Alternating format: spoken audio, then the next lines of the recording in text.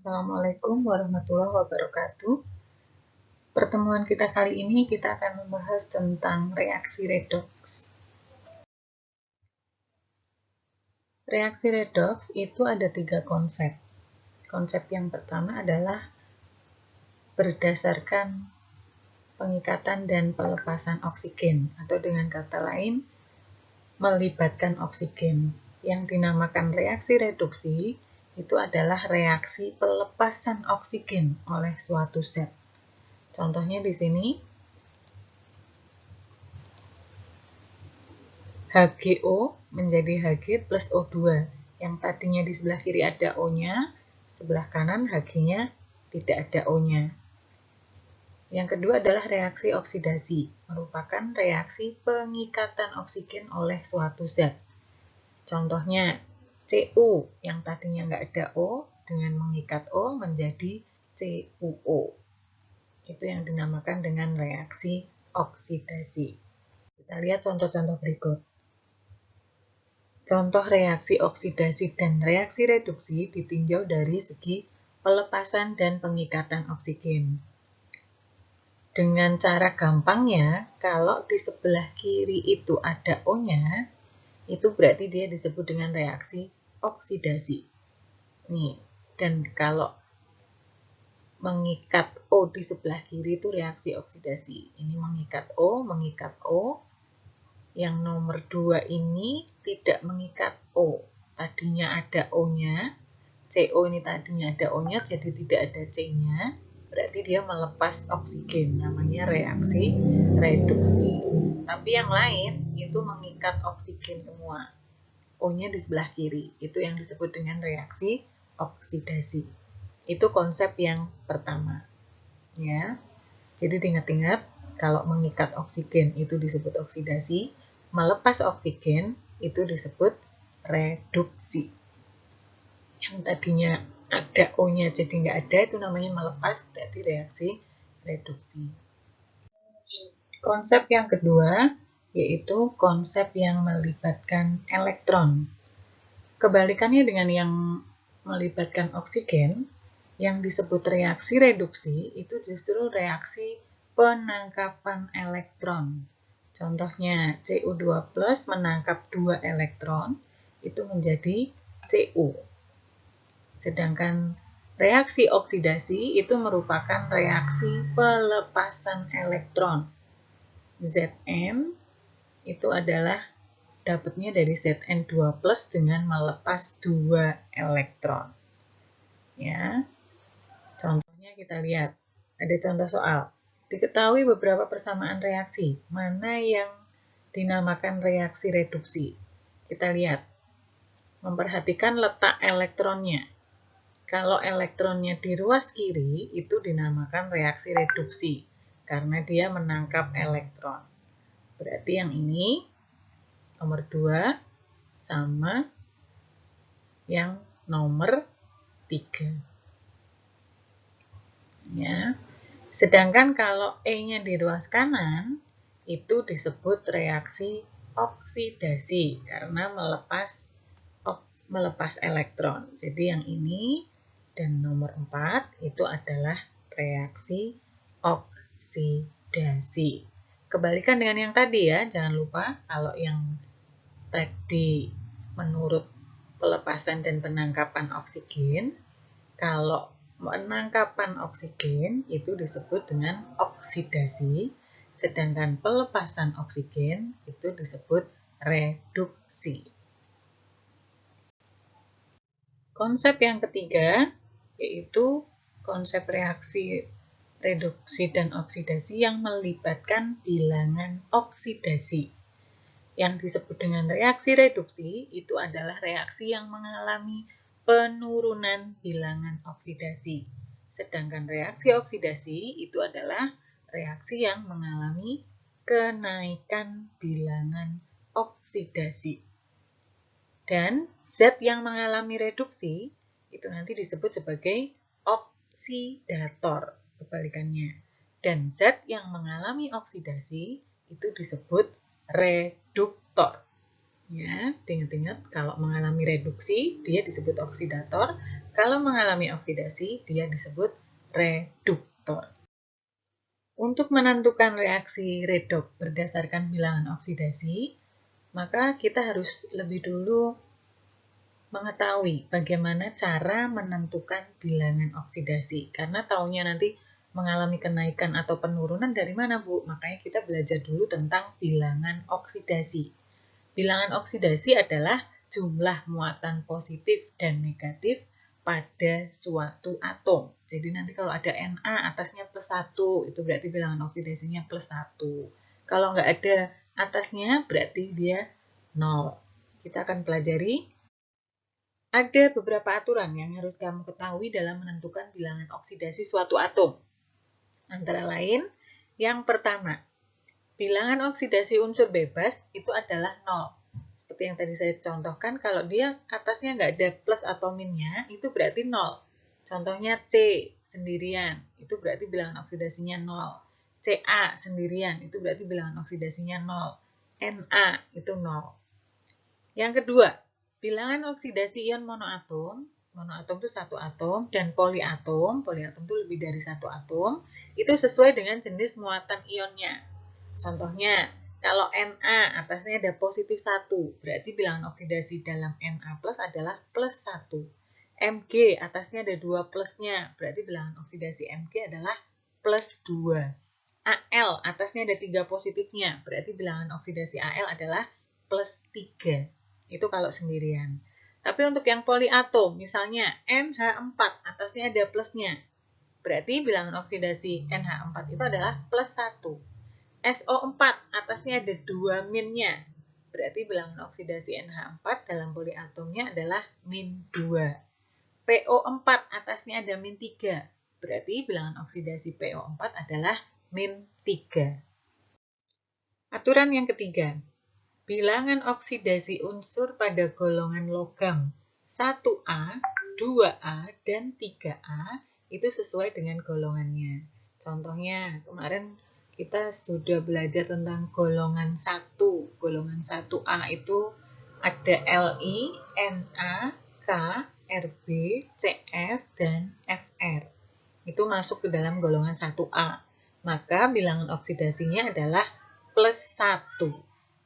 Sedangkan untuk unsur golongan 2A, Be, Mg, Ca, Sr, Ba, Ra, karena dia masuk golongan 2A, maka bilangan oksidasinya +2.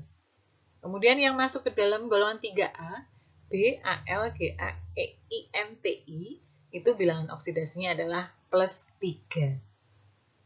Aturan yang keempat, bilangan oksidasi unsur golongan transisi. Karena golongan transisi ini punya lebih dari satu, maka bilangan oksidasinya sesuai muatannya. Misalnya Cu. Cu atasnya +1, berarti bilangan oksidasinya +1. Tapi ada juga Cu yang atasnya 3+, berarti bilangan oksidasinya juga +3. Aturan yang kelima, jumlah bilangan oksidasi unsur-unsur yang membentuk ion itu sama dengan jumlah muatannya. Sama kayak tadi, misalnya NH4+, atasnya berarti ada +1-nya, berarti nanti total dari bilangan oksidasi itu adalah sama dengan +1. Jadi, bilangan oksidasi N-nya 1, tambah H-nya ada 4, berarti 4 kali bilangan oksidasi H, itu totalnya nanti sama dengan +1. Karena di sini ada +1-nya tadi. Nah, itu ya. Aturan yang keenam, jumlah bilangan oksidasi unsur-unsur yang membentuk senyawa itu sama dengan 0. Jadi kalau atasnya senyawa itu satu kesatuan ya. Kalau atasnya tidak ada apa-apanya, tidak ada +1, +2, itu sama dengan berarti totalnya 0. Hanya ada 2. Berarti 2 kali bilangan oksidasi H ditambah O-nya ada berapa? 1. Berarti tambah 1 kali bilangan oksidasi O. Totalnya karena nggak ada apa-apanya, totalnya sama dengan 0. Ya, karena di atas H2O tidak ada muatannya, berarti dianggap 0. Aturan yang ketujuh. Nih, yang sering keluar. Jadi kalian hafalin. Bilangan oksidasi H itu pada umumnya adalah +1. Kecuali bila berikatan dengan logam. Piloknya jadi min 1. Tapi ini jarang. Seringnya itu H itu pada umumnya plus 1. Aturan yang ke-8, ini juga sering keluar. Bilangan oksidasi oksigen atau O itu umumnya adalah min 2. Kecuali O dalam senyawa peroksida. Dia min 1. Tapi jarang juga. Seringnya kalau ketemu O itu umumnya min 2. Kalau H plus 1. Sekarang kita lihat contoh soal dan pembahasan. Tentukan bilangan oksidasi S dalam SO3. Jadi yang ditanyakan adalah S-nya. Karena SO3 nggak ada apa-apanya total, jadi jumlah bilangan oksidasi total SO3 itu sama dengan 0. Dianggap 0 tadi ya. Yang bisa dihitung adalah jumlah bilangan oksidasi O, diketahui. Tadi aturan nomor 8 ya. Aturan nomor 8 kalau ketemu O itu sama dengan min 2. Jadi caranya ada 1 S, maka bilangan oksidasi S ditambah, ada berapa O di sini? 3, berarti ditambah 3 kali bilangan oksidasi O, totalnya sama dengan 0. Bilangan oksidasi S belum diketahui, ditambah 3 kali bilangan oksidasi O tadi berapa? Min 2, sama dengan 0. Berarti bilangan oksidasi S ditambah min 6 sama dengan 0, sehingga ruas kanan pindah ke ruas kiri. Bilangan oksidasi S sama dengan 0 plus 6, sehingga ketemu bilangan oksidasi S adalah 6. Jadi, bilangan oksidasi S dalam SO3 adalah plus 6. Harus ditulis plus atau minnya ya. Karena itu kalau plus itu melepas, kalau min itu menangkap artinya. Contoh soal yang kedua. Tentukan bilangan oksidasi N dalam ion NH4+. Nah, ini ada plusnya, kecil ya, nggak kelihatan. Plusnya di atas itu. Jadi nanti jumlah bilangan oksidasi NH4+, karena ada plusnya tadi, berarti sama dengan totalnya nanti harus plus 1. Yang bisa dihitung, yang diketahui adalah H. Tadi aturan nomor 7. Kalau ketemu H, itu adalah plus 1. Sehingga caranya, N-nya ada 1, berarti ditulis bilangan oksidasi N ditambah H-nya ada berapa? 4. Berarti ditambah 4 kali bilangan oksidasi H sama dengan totalnya adalah 1. Bilangan oksidasi N belum diketahui, ditambah 4 kali bilangan oksidasi H adalah plus 1, 4 kali 1 sama dengan 1. Jadi bilangan oksidasi N sama dengan, bilangan oksidasi N plus 4 sama dengan 1, sehingga bilangan oksidasi N sama dengan pindah ruas 1 min 4. Sehingga ketemu bilangan oksidasi N-nya adalah min 3. Ya. Nah, ini bilangan oksidasi N dalam NH4+ sama dengan min 3. Bedanya kalau tadi sama dengan totalnya 0, kalau ini adalah totalnya sama dengan 1 atau plus 1, karena di atasnya ada plus 1. Sekarang kita coba dengan cara yang lebih cepat ya. Soal yang pertama tadi, tentukan bilangan oksidasi S dalam SO3. Oke, kita lihat yang ditanyakan adalah S dalam SO3. Ya, di sini totalnya nggak ada apa-apanya, atasnya nggak ada apa-apanya, berarti nanti totalnya 0. Dalam SO3 yang diketahui yang bisa kita hitung apa? O ya. O tadi di aturan nomor 8, kalau setiap ketemu O berapa tadi? Min 2. Setiap ketemu O, min 2. Di sini ada 3 O, berarti 3 kali min 2. Berapa? Min 6. Nah, ini ditulis di bawahnya O. Pas di bawahnya O, min 6. Nanti totalnya 0. Berarti titik-titik min 6 sama dengan 0. Berarti berapa jawabannya? Plus 6. Ya, itu cara lebih cepat ya. Jadi nggak usah 1 kali bilangan oksidasi S ditambah 3 kali bilangan oksidasi O. Ini lebih cepat, langsung ditulis di bawahnya saja. Contoh soal yang kedua. Tentukan bilangan oksidasi N dalam NH4+. Atasnya ada plusnya. Berarti nanti totalnya adalah plus 1. Ya. Kemudian yang bisa dihitung adalah H-nya. Ada berapa H di situ? 4. Kalau ketemu H, selalu plus 1. Ya. Jadi, ada 4. 4 kali 1, saya tulis di sini di bawahnya H, plus 4. Sama dengannya nanti bukan 0, tapi 1. Karena ada plus di atasnya. Berarti titik-titik plus 4 sama dengan 1. Jawabannya berapa? Min 3. Itu cara yang lebih cepat. Oke, sekarang kita bahas contoh soal yang kemarin saya berikan ya. Soal yang pertama adalah pernyataan berikut yang benar tentang reaksi oksidasi adalah A. Pelepasan oksigen. Kalau pelepasan oksigen itu disebut reaksi apa tadi? Reduksi. B. Pengikatan oksigen. Pengikatan oksigen itu disebut reaksi oksidasi. C. Penangkapan elektron. Kalau berdasarkan konsep penangkapan dan pelepasan elektron, yang dinamakan penangkapan elektron itu adalah reaksi reduksi. D. Penurunan bilangan oksidasi. Ini konsep yang ketiga dari kenaikan nanti ya, kenaikan dan penurunan bilangan oksidasi. Itu kalau mengalami penurunan itu disebut reaksi reduksi. E. Semua jawaban benar. Maka yang benar tentang reaksi oksidasi adalah berarti yang B. Jelas ya? Kemudian nomor 2, soal nomor 2. Kebalikannya, pernyataan yang tidak benar tentang reaksi reduksi berikut adalah A. Pelepasan oksigen. Menurut konsep yang kedua, reaksi pelepasan oksigen adalah reaksi reduksi. B. Penurunan bilangan oksidasi. Menurut konsep yang ketiga, ini adalah reaksi reduksi. Betul. Kemudian yang C. Penerimaan atau penangkapan elektron. Ini berdasarkan konsep yang melibatkan elektron. Reaksi penangkapan elektron disebut reaksi reduksi. D. Zat reduktor. Nah, ini tadi yang reaksi yang mengalami oksidasi. Berarti dia disebut zat reduktor. Dan E. Zat oksidator. Berarti dia mengalami reaksi reduksi. Berarti pernyataan yang tidak benar tentang reaksi reduksi adalah D. Jelas ya? Soal yang ketiga. Yang ditanyakan adalah bilangan oksidasi C dalam CO.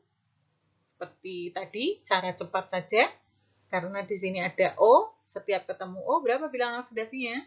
Min 2. Karena atasnya tidak ada apa-apanya, berarti sama dengan 0. Titik-titik min 2 sama dengan 0. Berarti jawabannya adalah plus 2. Berarti jawabannya adalah A. Soal berikutnya, tentukan bilangan oksidasi S dalam H2S. Ya, di sini S-nya yang ditanyakan, padahal yang bisa kita hitung adalah H. H tadi aturannya berapa H? Plus 1. Karena ada 2H berarti plus 2. Ini totalnya karena tidak ada muatannya juga sama dengan 0. Jadi, plus 2 titik-titik sama dengan 0. Berarti jawabannya biar pas berarti adalah min 2. Berarti jawabannya E.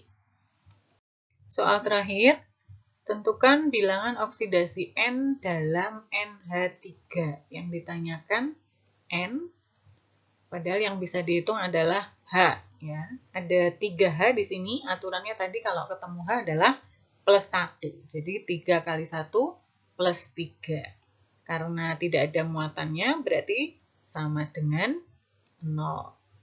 Sehingga titik-titik plus 3 sama dengan 0, berarti jawabannya adalah min 3. Jawabannya adalah D. Sekian ya pembahasan soal minggu kemarin. Semoga bisa dipahami. Kalau ada yang masih bingung bisa menghubungi Bu Luki. Minggu depan kita akan bahas lagi tentang reaksi redoks. Ya, sekian, terima kasih. Wassalamualaikum warahmatullahi wabarakatuh.